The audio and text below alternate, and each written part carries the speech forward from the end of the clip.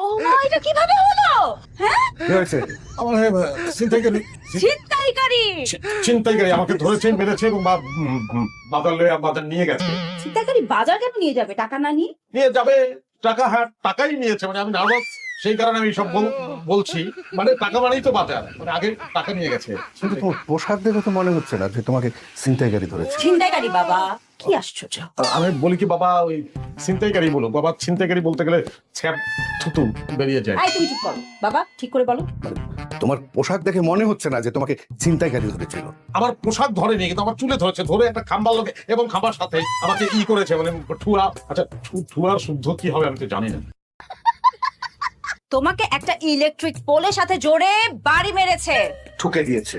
হ্যাঁ, টুকে দিয়েছে। টুকে দেওয়ার পরে আমি অজ্ঞান হয়ে গেছি, আমাকে ক্লিনিকে নিয়ে গেছে, সবাই মিলে ধরাধরি করে, পরে ডেটল দিয়ে পরিষ্কার করে আমার জামাটা ইস্ত্রি করে দিয়েছে। বাবা হচ্ছে কারণে বোঝা যাচ্ছে না, পেট তো